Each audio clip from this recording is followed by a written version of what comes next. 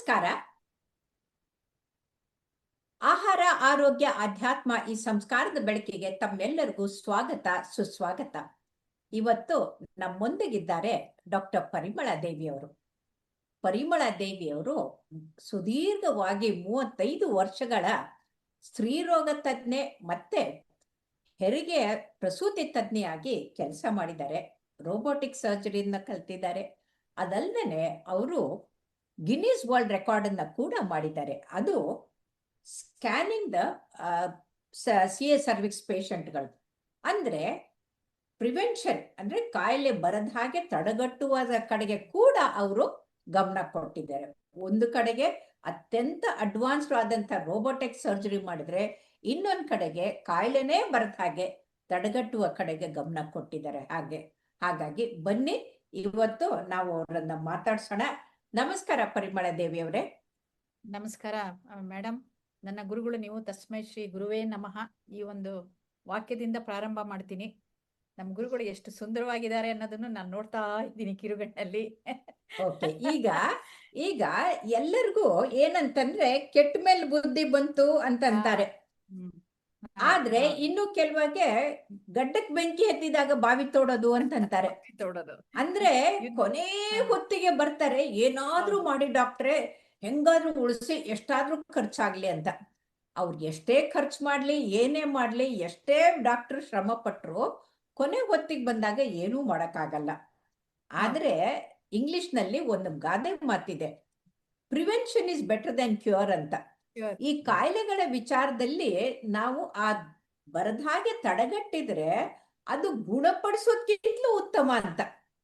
So ನಾವು ಕಾಯಿಲೆಗಳನ್ನ ಗುಣಪಡಿಸೋದ್ ಬಗ್ಗೆ ಮಾತಾಡ್ತೀವಿ, ಅದು ಮೇಡಿಯೋಕರ್. ಒಂದು ಚೈನೀಸ್ ಪ್ರಾವರ್ಬ್ ಇದೆ, ಅದೇನಂತಂದ್ರೆ ಯಾರು ಅಧಮರಾದಂತ ವೈದ್ಯರಿರ್ತಾರಲ್ಲ, ಅದು ಕಾಯಿಲೆ ಬಲದ ಮೇಲೆ ಟ್ರೀಟ್ಮೆಂಟ್ ಕೊಡ್ತಾರಂತೆ.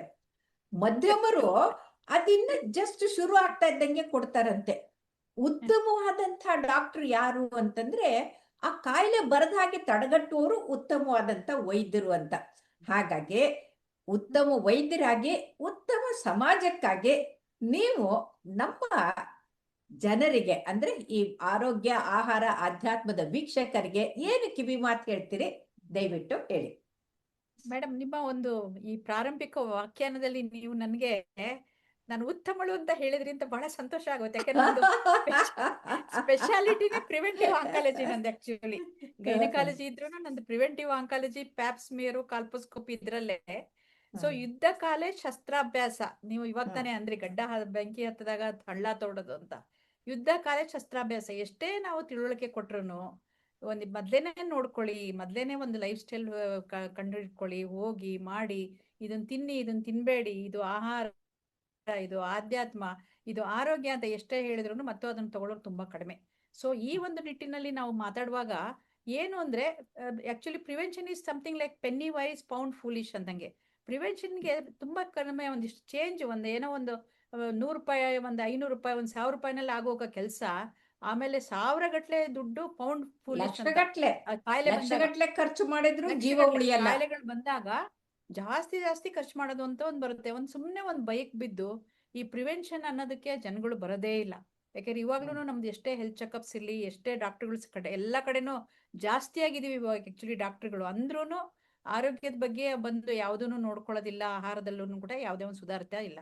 ಸೊ ಈ ಪ್ರಿವೆನ್ಷನ್ ಯಾಕೆ ಅಂದ್ರೆ ಮೊದ್ಲೇ ಅಂದ್ರೆ ನಮ್ಗೆ ನಾನ್ ಕಮ್ಯುನಿಕಬಲ್ ಡಿಸೀಸಸ್ ಲೈಕ್ ಈ ಡಯಾಬಿಟಿಸ್ ಆಗ್ಲಿ, ಈ ಹೈಪರ್ ಟೆನ್ಷನ್ ಆಗ್ಲಿ, ಅಥವಾ ಮತ್ತೆ ಈ ಆಸ್ಟಿಯೋಪೊರೋಸಿಸ್, ಇವೆಲ್ಲ ನಾನ್ ಕಮ್ಯುನಿಕಬಲ್ ಡಿಸೀಸಸ್ ಅಷ್ಟ್ರ ಮಟ್ಟಿಗೆ ಇರ್ಲಿಲ್ಲ. ಇವಾಗ ಬರ್ತಾ ಕಮ್ಯುನಿಕೇಬಲ್ ಅಂದ್ರೆ ಸಾಂಕ್ರಾಮಿಕವಲ್ಲದ್ದು, ಅಂದ್ರೆ ಒಬ್ಬರಿಂದ ಒಬ್ಬರಿಗೆ ಅಂಟುಕೊಳ್ಳೋದು, ರೋಗಾಣುಗಳು, ವೈರಾಣುಗಳಿಂದ ಬರೋದು ಸಾಂಕ್ರಾಮಿಕ. ಇದು ಸಾಂಕ್ರಾಮಿಕ ಅಲ್ಲದ, ಅದಕ್ಕೆ ನಾವು ನಾನ್ ಕಮ್ಯುನಿಕೇಬಲ್ ಅಂತೀವಿ. ಅಂದ್ರೆ ನಮ್ಮ ತಪ್ಪು ಜೀವನ ಶೈಲಿಯಿಂದ ಬರುವಂತ ಕಾಯಿಲೆಗಳು. ಹೇಳಿ, ಮುಂದುವರಿಸಿ. ಇವುಗಳನ್ನೆಲ್ಲ ಏನಾದ್ರೂ ಬರ್ತಿದೆಯಾ ಅಂತ ಕಂಡುಹಿಡಿಯೋದೇ ಇವಾಗಿನ ಹೆಲ್ತ್ ಚೆಕಪ್. ಅದ್ರ ಜೊತೆಗೆ ಮತ್ತೆ ಇರೋದು ಹೆಣ್ಮಕ್ಳಿಗೆ ಎಸ್ಪೆಷಲಿ ಈ ಮೆನೋಪಾಸಲ್ ಟೈಮ್ ನಲ್ಲಿ ಬರುವಂತ ಕೆಲವು ಕಾಯಿಲೆಗಳು. ಅದ್ ಮೇ ಬಿ ಯಾವ್ದಾರ ಒಂದು ಕ್ಯಾನ್ಸರ್ದ ಒಂದು ಭಯ ಇರ್ಬೋದು, ಬ್ರೆಸ್ಟ್ ನಲ್ಲಿ ಬರೋ ಗೆಡ್ಡೆಗಳು ಇರ್ಬೋದು, ಅಥವಾ ಈ ಕಾಯಿಲೆಗಳನ್ನ ಕಂಡುಹಿಡಿಯೋದು ಒಂದು. ಇವ್ರಿಗೆ ಏನಾದ್ರು ಥೈರಾಯ್ಡ್ ಪ್ರಾಬ್ಲಮ್ ಬಂದಿದೆಯೇ, ಶುಗರ್ ಪ್ರಾಬ್ಲಮ್ ಬಂದಿದೆಯೇ, ಏನ್ ಬಂದಿದೆ ಅಂತ ಅದ್ರ ಕಂಡುಹಿಡಿಯೋ ಜೊತೆಗೆ ಹೆಣ್ಮಕ್ಳಿಗೆ ವಿಶೇಷವಾಗಿ ನಾವು ಪ್ಯಾಪ್ಸ್ಮಿಯರು, ಬ್ರೆಸ್ಟ್ ಮ್ಯಾಮೋಗ್ರಫಿ, ಮತ್ತೆ ಅವ್ರ ತೂಕದ ಬಗ್ಗೆ ಒಂದು ತಿಳುವಳಿಕೆ, ಇದನ್ನೆಲ್ಲ ನಾವು ಕೊಡ್ತಾ ಹೋಗ್ತೀವಿ. ಬಟ್ ಇವಾಗ ನಾವು ಯಾಕೆ ಇದನ್ನ ಮಾಡ್ಲೇಬೇಕು ಅಂತಂದು ಬಂದಾಗ, ಯಾಕಂದ್ರೆ ಕಾಯಿಲೆಗಳು ಉಲ್ಬಣಗೊಂಡಾಗ ಅದ್ರ ಟ್ರೀಟ್ಮೆಂಟ್ ತುಂಬಾ ಕಷ್ಟ ಅಂತ. ಈಗ ಬ್ಲಡ್ ಟೆಸ್ಟ್ಗಳು ಬಾರಿ ಮುಖ್ಯ. ಬ್ಲಡ್ ಟೆಸ್ಟ್ಗಳು ಅಂದ ತಕ್ಷಣ ಯಾಕೆ ನಾ ಎಲ್ಲ ಚೆನ್ನಾಗೇ ಇದೀನಿ ಅಂತಾರೆ, ಆದ್ರೆ ನೋಡಿದ್ರೆ ಅವರಿಗೆ ಎಷ್ಟೋ ಒಂದ್ ಲೆಕ್ಕದಲ್ಲಿ ಯಾವಾಗ್ಲೂ ಡಯಾಬಿಟಿಸ್ ಬಂದ್ಬಿಟ್ಟಿರುತ್ತೆ, ಅವ್ರಿಗೆ ಗೊತ್ತೇ ಆಗಿರೋದಿಲ್ಲ. ಗೊತ್ತೇ ಸಡನ್ಲಿ ಆಗಿರಲ್ಲ. ಅದೆಲ್ಲ ಕಾಲು ಏನಾದ್ರೂ ಕೊಳೆತು ಹೋಗಿ ಸೈಲೆಂಟ್ ಏನಾದ್ರು ಕಿಲ್ಲರ್ಸ್ ಎಲ್ಲ. ಪ್ರಾಬ್ಲಮ್ ಆಗಿ ಹಣ್ಣು ಮಂಜೆ ಆಗುವಾಗ ಬರ್ತಾರೆ. ಅಥವಾ ಹೈಪರ್ ಟೆನ್ಷನ್ ಇದ್ದು ಯಾವಾಗ ತಲೆ ಸುತ್ತಿದ್ರು ಅಯ್ಯೋ ಅದಕ್ ಬಂದಿರ್ಬೋದು ಇದಕ್ ಬಂದಿರ್ಬೋದು ಅನ್ಕೋತಾರೆ. ಆದ್ರಿಂದ ಪ್ರಿವೆನ್ಷನ್ ಅನ್ನ, ಹೆಲ್ತ್ ಚೆಕಪ್ ಇರೋದು, ಈ ಕಾನ್ಸೆಪ್ಟ್ ತುಂಬಾ ಒಳ್ಳೇದು. ಈ ಒಂದು ಕೆಲವು ಕಡೆ ಇದು ಒಂದು ಏನಂತಾರೆ, ಒಂದು ಕಮರ್ಷಿಯಲಿ ತುಂಬಾ ಒಂದು ಲೆಕ್ಕದಲ್ಲಿ ಬೆಳೆದಿರ್ಬೋದು. ಒಂದು ಮಾಸ್ಟರ್ ಹೆಲ್ತ್ ಚೆಕಪ್ ಅಂತ ಒಂದು, ಎಕ್ಸಿಕ್ಯೂಟಿವ್ ಹೆಲ್ತ್ ಚೆಕಪ್ ಅಂತ ಒಂದು, ಮೆನೋಪಾಸಲ್ ಹೆಲ್ತ್ ಚೆಕಪ್ ಅಂತ ಒಂದು, ಮತ್ತೆ ಅಡೋಲೆಸೆಂಟ್ ಬರೀ ಒಂದು 20-22 ವರ್ಷದವರೆಗೂ ಈಗ ಒಂದು ಹೆಲ್ತ್ ಚೆಕಪ್ ಇದೆ ಅಂತ ಹೇಳ್ಬೋದು. ಯಾಕಂದ್ರೆ ಅವ್ರಿಗೆ ಒಂದು PCO ಇರ್ಬೋದು. ಈಗಿನ ಮಕ್ಕಳೆಲ್ಲ ಒಬಿಸಿಟಿನಲ್ಲಿ ಇರ್ತಾರೆ. ಸೊ ಆದ್ರಿಂದ ಹೆಲ್ತ್ ಚೆಕಪ್ ನಲ್ಲಿ ನಾವು ಫಸ್ಟ್ ನಾನ್ ಕಮ್ಯುನಿಕಬಲ್ ಡಿಸೀಸಸ್ ಬರುವಂತದ್ದು ಏನಾದ್ರು ಇದೆಯೇ, ಅದ್ರ ಜೊತೆಗೆ ಅವ್ರ ಮೆಂಟಲ್ ಹೆಲ್ತ್ ಹೇಗಿದೆ, ಮತ್ತೆ ಅವರಿಗೆ ಮಾನಸಿಕ ಖಿನ್ನತೆಗಳು ಏನಾದ್ರು ಇದೆಯಾ, ಇದನ್ನೆಲ್ಲ. ಆಮೇಲೆ ಹೆಣ್ಣು ಮಕ್ಕಳಿಗೆ ಎಸ್ಪೆಷಲಿ ನಾವು ಪ್ಯಾಪ್ಸ್ಮಿಯರು, ಬ್ರೆಸ್ಟ್ ಸ್ಕ್ರೀನಿಂಗು, ಮತ್ತೆ ಅವರಿಗೆ ಬೇಕಾಗಿರೋ ಒಂದು ಏನಾದ್ರೂ ಬಯಾಪ್ಸಿನೋ, ಕಾಲ್ಪೋಸ್ಕೋಪಿ, ಸರ್ವೈಕಲ್ ಬಯಾಪ್ಸಿ, ಇದನ್ನೆಲ್ಲ ಮಾಡಿ ನಾವು ಅವರಿಗೆ, ಆಮೇಲೆ ಬೋನ್ ಮಿನರಲ್ ಡೆನ್ಸಿಟಿ, ಇವನ್ನೆಲ್ಲ ನಾವು ವಿವರವಾಗಿ ಮಾತಾಡಿದ್ವಿ ಬೇರೆ ಡಾಕ್ಟರ್ ಪರಿಮಳ ಅವರೇ, ನಾವು ಒಂದೊಂದನ್ನೇ ನಿಧಾನವಾಗಿ ತಗೊಳ್ಳೋಣ. ಈ ಪ್ಯಾಪ್ಸ್ಮಿಯರ್ ಅಂದ್ರೆ ಏನು, ಅದನ್ನ ಯಾವಾಗ, ಯಾರಿಗೆ, ಯಾವ ವಯಸ್ಸಿನಲ್ಲಿ ಮಾಡ್ತೀರಿ ಮೊದ್ಲು ಹೇಳಿ, ಆಮೇಲೆ ಒಂದೊಂದೇ ಎಲ್ಲ ಮಾಡೋಣ. ಓಕೆ. ಈಗ ಪ್ಯಾಪ್ಸ್ಮಿಯರ್ ಏನು ಅಂತಂದ್ರೆ, ಹೆಲ್ತ್ ಚೆಕಪ್ ಅಲ್ಲಿ ಮುಖ್ಯವಾಗಿ ಬರೋದು ನಮಗೆ ಒಂದು ಬ್ರೆಸ್ಟ್ ಸ್ಕ್ರೀನಿಂಗು, ಪ್ಯಾಪ್ಸ್ಮಿಯರ್, ಒಂದು ಅಲ್ಟ್ರಾಸೌಂಡ್. ಪ್ಯಾಪ್ಸ್ಮಿಯರ್ ಯೂಶಲಿ ಹೆಣ್ಮಕ್ಳು ಮದುವೆ ಆಗಿ ಒಂದು 3 ವರ್ಷಗಳ ನಂತರ, ಯಾಕಂದ್ರೆ ಅವರಿಗೆ ಲೈಂಗಿಕ ಕ್ರಿಯೆನಲ್ಲಿ ಕೆಲವು ವೈರಸ್ಗಳು, ಎಸ್ಪೆಷಲಿ HPV ವೈರಸ್ ಅನ್ನೋದು ಅವರಿಗೆ ತುಂಬಾ ಪ್ರಮಾಣದಲ್ಲಿ ಅವರಿಗೆ ಅದು ಹರಡುತ್ತೆ. ಅದು ಯೋನಿ ದ್ವಾರದಲ್ಲಿ ಹರಡೋದ್ರಿಂದ ಅದನ್ನ ನಾವು ಇದೆಯಾ ಅಂತ ನೋಡೋದು ನಮ್ಗೆ ಪ್ಯಾಪ್ಸ್ಮಿಯರ್ ಅಲ್ಲಿ ಗೊತ್ತಾಗುತ್ತೆ. ಪ್ಯಾಪ್ಸ್ಮಿಯರ್ ಅಂದ್ರೆ ಯಾರೋ ಒಬ್ಬ ಗ್ರೀಕ್ ಸೈಂಟಿಸ್ಟ್ ಅದನ್ನ ಪೆಪಿನಿಕೋಲಾ ಅಂತ ಇದ್ದವನು ಕಂಡುಹಿಡಿಯೋದ್ರಿಂದ ಅದು ಪ್ಯಾಪ್ಸ್ಮಿಯರ್ ಅಂತಾನೆ ಬಂತು. ಅಲ್ಲಿ ಇರೋ ಒಂದು ದ್ರವನ ನಾವು ತೆಗೆದು ಟೆಸ್ಟಿಂಗ್ ಕಳಿಸೋದ್ರಿಂದ ಅದ್ರೊಳಗಡೆ ಏನಾದ್ರೂ ವೈರಸ್ಗಳು ಇದ್ದೇ ಇರುತ್ತೆ. ಆದ್ರೆ ಕ್ಯಾನ್ಸರ್ ಉಂಟು ಮಾಡುವಂತ ವೈರಸ್ ಏನಾದ್ರು ಇದೆಯಾ ಅಂತ ಕಂಡುಹಿಡಿಯೋದೇ ಪ್ಯಾಪ್ಸ್ಮಿಯರ್. ಕ್ಯಾನ್ಸರ್ ಅನ್ನಕ್ಕೆ ಕಾರಣವಾಗುವಂತ ವೈರಸ್ಗಳು ಇದ್ರೆ ಅದು ಮುಂದೆ ಕ್ಯಾನ್ಸರ್ ಆಗೋದನ್ನ ತಡೆಗಟ್ಟಕ್ಕೆ ಟ್ರೀಟ್ಮೆಂಟ್ ಕೊಡಕ್ಕೆ ಟ್ರೀಟ್ಮೆಂಟ್ ಕೊಡ್ಬೋದು. ಸೊ ಹಾಗಾದ್ರೆ ಈ ವೈರಾಣುಗಳಿಗೆ ಟ್ರೀಟ್ಮೆಂಟ್ ಇದೆನಾ? ಕ್ಯಾನ್ಸರ್ ಪ್ರೊಡ್ಯೂಸ್ ಮಾಡುವ ವೈರಾಣುಗೆ ಕೂಡ ಇದೆ. ವೈರಾಣುಗಳು ಏನ್ ಚೇಂಜಸ್ ಮಾಡಿರ್ತವೆ, ಗರ್ಭಕೋಶದ ಬಾಯಿ ಮೇಲೆ ಒಂದು ಹುಣ್ಣು ಮಾಡಿರ್ಬೋದು, ಅಥವಾ ಏನಾದ್ರೂ ಅಲ್ಲಿ ಇರೋಜನ್ ಅಂತ ಮಾಡಿರ್ಬೋದು, ಅಥವಾ ಸರ್ವಿಸೈಟಿಸ್ ಅಂತ ಇನ್ಫ್ಲಮೇಷನ್ ಮಾಡಿರ್ಬೋದು.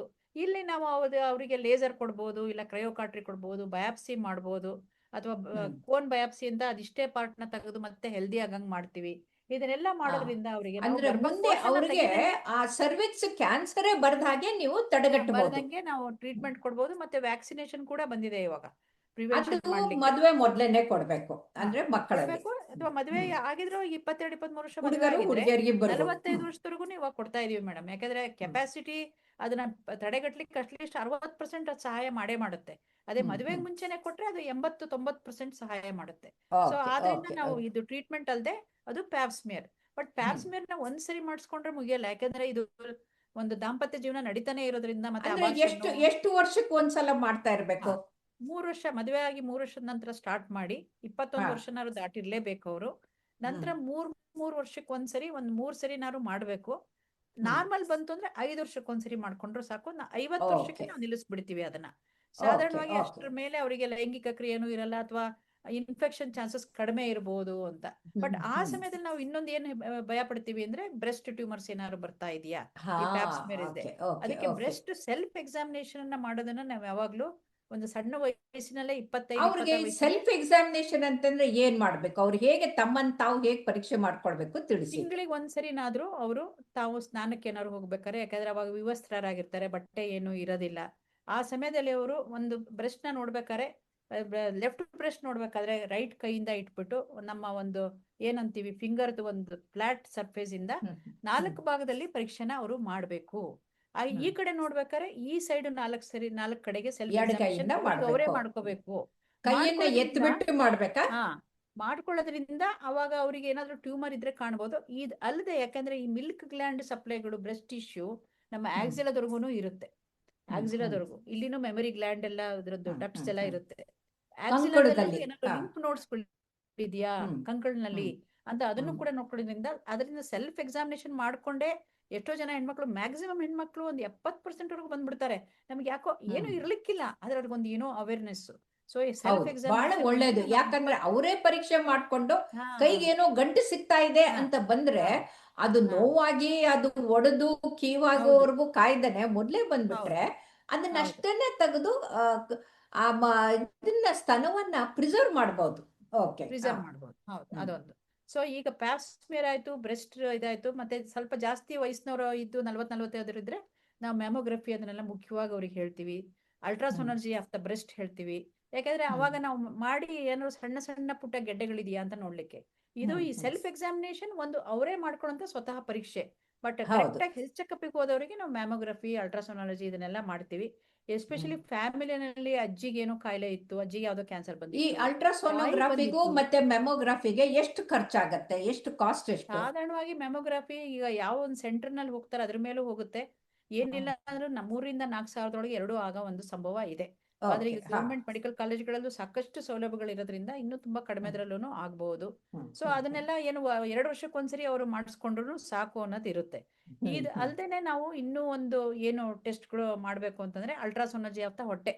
ಯಾಕಂದ್ರೆ ಓವರೀಸ್ ಕೈಗೆ ಸಿಗೋದಿಲ್ಲ. ಓವರೀಸ್ ಆಕ್ಚುಲಿ ನಾವು ಬ್ರೆಸ್ಟ್ ನ ನಾವು ಕೈಯಿಂದ ನೋಡ್ಕೊಂಡ್ಬಿಡ್ಬೋದು, ಸರ್ವಿಕ್ಸ್ ನ ನಾವು ಕೆಳಗಡೆಯಿಂದ ಡಾಕ್ಟರ್ ನೋಡ್ಬೋದು, ಆದ್ರೆ ಓವರೀಸ್ ಕೈಗೆ ಹತ್ತೋ ಆರ್ಗನ್ ಅಲ್ಲ. ಅದು ಯೂಟ್ರಸ್, ಓವರಿ ಎರಡನ್ನು ಅಲ್ಟ್ರಾಸೌಂಡ್ ಅಲ್ಲಿ ಚೆನ್ನಾಗಿ ಕಾಣುತ್ತೆ. ಕಿಡ್ನಿ ತರ ಅದನ್ನು ಒಳಗಡೆ ಇರೋದ್ರಿಂದ, ಪೆರಿಟೋನಿಯಂ ಒಳಗಡೆ ಕವಚದಲ್ಲಿ ಇರೋದ್ರಿಂದ ಓವರೀಸ್ ನ ನೋಡ್ಬೇಕು. ಎಸ್ಪೆಷಲಿ ಸ್ವಲ್ಪ ಜಾಸ್ತಿ 55-60 ವರ್ಷದ ಮೇಲಿನವರಿಗೆ ಈ ಅಲ್ಟ್ರಾಸೋನಾಲಜಿನ ನಾವು ಮಾಡ್ಬೇಕು. ಇದೆಲ್ಲ ಹೆಣ್ಮಕ್ಳಿಗೆ ಬೇಕಾಗಿರೋ ಹೆಲ್ತ್ ಚೆಕಪ್ಗಳು.